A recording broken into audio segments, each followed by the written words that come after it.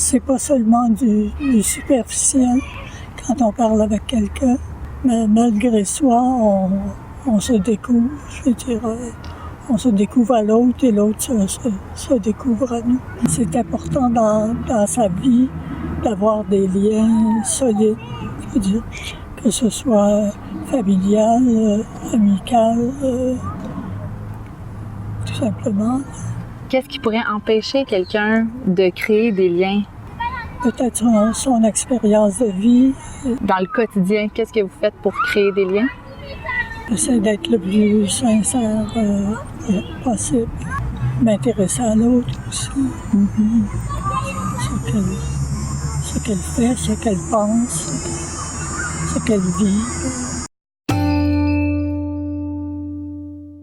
S'écouter. Écouter ses intuitions, écouter ce qu'on est, nos goûts,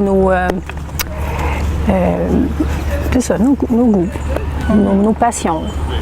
Qu'est-ce qui peut empêcher quelqu'un de se choisir ou de choisir? Les circonstances de la vie, les briques qu'on peut avoir parfois dans nos vies. Des fois, il faut faire face à la musique. Mettons, si tu as un deuil dans ta vie, il faut que tu passes au travers. Même si on choisit, il y a des choses à vivre. Là. Et est-ce que tu as un exemple concret de comment tu as mis en pratique cette astuce-là dans ta vie dernièrement? Bien, le parc, ça peut être un exemple. Ouais. Que tu as choisi ce Oui, métier-là? Ça m'a flashé. Je me disais, j'aimerais ça travailler ici. J'ai rencontré le directeur, puis de fil en aiguille, c'est ça, je travaille à l'extérieur. Ici, quelques jours semaine.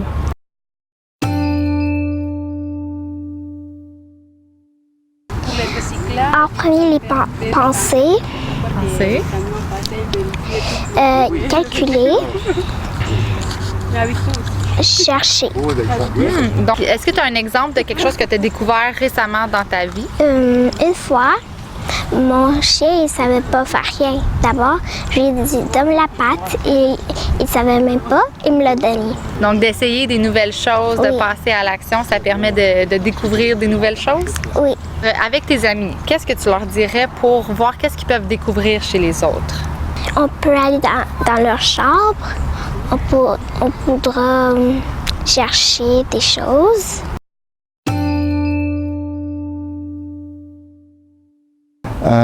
Moi, j'aime la nature. L'été, je mange mes lunchs souvent dans ce parc parce que j'aime avoir un moment de paix en plein milieu de la journée. Parce que je suis ingénieur, donc je travaille en fonction de livrables. Donc souvent, je suis beaucoup sous le stress pour livrer à temps. Et au moins, ça me donne un moment pour relaxer. Surtout la tranquillité de la nature. Puis quand on entend les oiseaux chanter, on voit les écureuils, les plantes, même le ciel, regarder les nuages, ça me déstresse. Qu'est-ce qui pourrait empêcher quelqu'un de prendre le temps de se ressourcer? S'ils ont trop de choses à faire, s'ils sont trop occupés, ils n'ont pas le temps, ils sont sous le stress, ils n'ont pas d'opportunité. S'accepter, c'est la chose, je pense, la priorité de ta vie, c'est d'être accepté toi-même avant d'accepter les autres. Ça comprend la compréhension, ça comprend le respect. Ça reste un grand mot, s'accepter. C'est un mot élastique.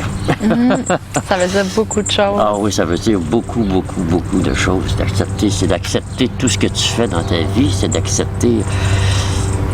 OK, tu fais des erreurs, il faut que tu les acceptes, tes erreurs. Oui. Ça, c'est primordial. Il faut que tu acceptes tes erreurs. Parce que si tu n'acceptes pas tes erreurs, tu vas tout le temps rester au même point. Tu n'avanceras pas. Moi, ce que j'aime, c'est d'avancer. C'est pas évident de s'accepter, ça. C'est pas évident. Parce que c'est pas beaucoup de monde qui s'accepte. Puis qu'est-ce qui les empêche, justement, de s'accepter? Parce que, je sais pas, il y a trop de négatifs. Ça prend énormément de positif pour t'accepter. Ressentir, pour moi, c'est vraiment niveau sentiment. Tout dépendant la situation. Ressentir, c'est aussi un peu agir, je dirais. Ça dépend comment tu vas venir le gérer. Qu'est-ce qui pourrait empêcher quelqu'un de ressentir? Je dirais que ça va être une personne qui va peut-être plus se refouler sur soi-même. Puis est-ce que tu as un exemple dernièrement de comment tu as mis ça en pratique, d'écouter les émotions, les sentiments? Ben, mettons ma grossesse. Dans les débuts, moi et mon chum, on était vraiment pas sûrs. On était comme, on est jeune, on a beaucoup d'avenir encore, on n'a pas fini l'école. C'est rendu chez le médecin, quand on a écouté le cœur du bébé, comme on l'a ressenti, qui a fait en sorte qu'on a décidé de le garder. Prendre des décisions, aller vers l'avant, en tout cas de l'avant. Ne pas aussi rester dans ses vieilles habitudes, les changer. Être éveillé aussi, agir, là, c'est être à l'affût, être éveillé, allumé, en fait. Même si c'est négatif, c'est pas grave. Ça vaut la peine aussi d'être dans l'action parce que le positif vient aussi après. On peut apprendre. Mais exactement. Et qu'est-ce qui peut empêcher quelqu'un d'agir? Mon père, qui vit beaucoup dans la crainte, dans leurs angoisses, qui manque aussi, je pense, de support, d'un réseau, qui les aide un petit peu aussi à agir. La solitude, tout semble une montagne énorme, donc ils ne sont pas capables de prendre une chose à la fois. Est-ce que tu as un exemple concret dernièrement dans ta vie de comment tu as mis ça en pratique? C'est au niveau de ma perte de poids. OK. Puis aussi, surtout, c'est pas rien que la perte de poids, c'est mon comportement face à la nourriture. Et je me suis jamais écoutée, moi, dans mon corps, dans mes besoins. Ça fait que ça a été un grand pas pour moi là, de changement dans ma vie, de dire j'agis.